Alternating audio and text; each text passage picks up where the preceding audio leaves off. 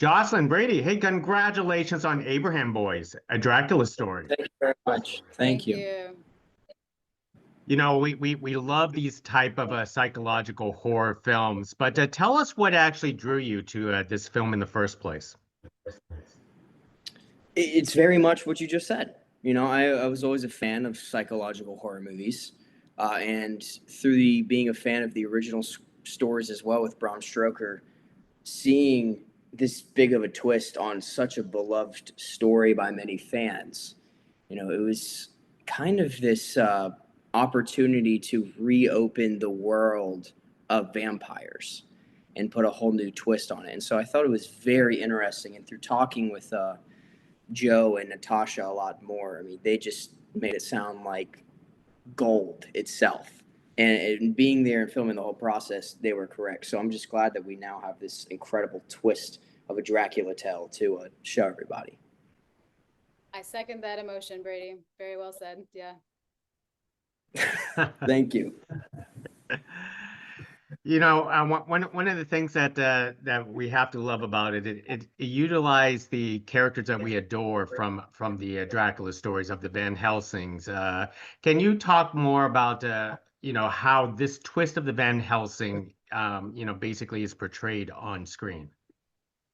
Yeah, that was so interesting and a great take from both of them to think about who the character who was one of the heroes and the savior and like the turnkey to understanding what Dracula was, what vampires was, to kind of reopen the case and investigate his thinking was such a great way into these characters in the story, and to take these characters and to put them in a new setting in a new world 20 years later was really fascinating. That was something that drew me to the project. To think about these characters who come from the old world and kind of a superstitious old world way of thinking, putting them in the American frontier in California in 1915 with all this change happening, and to think about how their ideas are mapped onto the next generation and the way that Abraham is kind of indoctrinating his kids in this worldview. Absolutely. Jocelyn, you're no stranger to horror. How do you approach the mental state of each character every time you get into a horror film? Each one is different, whether it's horror or any genre, every character you're pulling your ingredients and your references and your ideas. And this one, as we've been talking about, has such a rich backstory and lore and canon around it. So it was so much fun to revisit the book, which I loved as a teenager, and to go back and watch the films and to talk to Natasha and to figure out who our Mina was going to be. And of course, this is a Mina with a different situation. She ends up married to Van Helsing and raising two boys. And in this case, it was just fun to think about the 1915 of it all, what her posture, her bearing, her mannerisms would be, and then also her psychological state, as we've been talking about, which is pretty diminished when we meet her, and she's getting sicker and sicker. So there was a lot to play. That is certainly a lot to play. Brady, can you tell us about developing that chemistry and relationship as a father-son with Titus? Right. So I tried to take it off as it was this term Natasha always used, was the good soldier, right? This kid who never doubted his father in this almost commander-like state, who whatever he said was law. So creating this very, almost whatever Titus says goes, creating that character and then seeing these slips in Abraham's character, and then basically leading Max to kind of see the faults in his father's story and question, is what my father has told me throughout these years, is it true? Or is this some fallacy that he's created? And trying to figure out what Max believes. It is this very crazy dynamic to have with Titus, and just the way that Titus carries himself on camera and off camera as well was really easy for me to kind of seep into the state of mind that I needed Max to be in, to kind of create these moments of, oh, what he just did is not what he's been telling me. What does that mean? Until finding this puzzle out in Max's head, until finally we get to where he ends up at the end of the movie.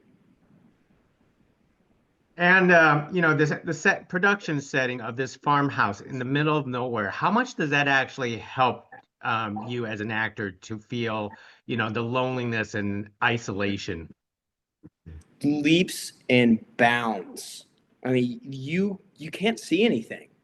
All 360 around the entire house. There's no civilization. There were wild animals, and that was our only friends besides the cast and crew.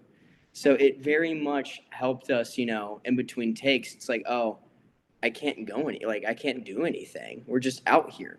So it very much helped put me into the character of 1915. There's nothing to do, so you stay around and just wait. But no, it Yeah. was fantastic, and I would not have wished it gone any other way. We had such an incredible production designer on this, and the set decorators and the prop people were amazing. Like, on an indie budget, they just accomplished really the authenticity So of being in this farmhouse. Of it felt like Brady said, like we were there at 1915, no frills. There were bats every time Mina came on on oh my screen. We had goodness. bats, Oh my goodness.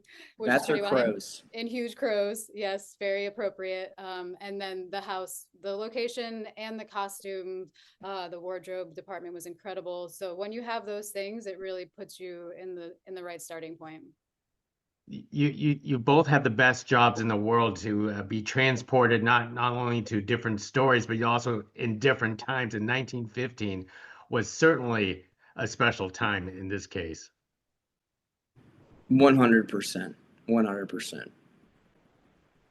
Well, let me wrap it up with one last thing, and I'm just going to shoot this question straight to Brady because you had a special skill in this film of wielding the axe. Can you really chop wood like that? Okay, I will say, I got pretty proficient at it. Mhm. Jocelyn, I feel like you can back me up on that. I actually got half decent with the axe.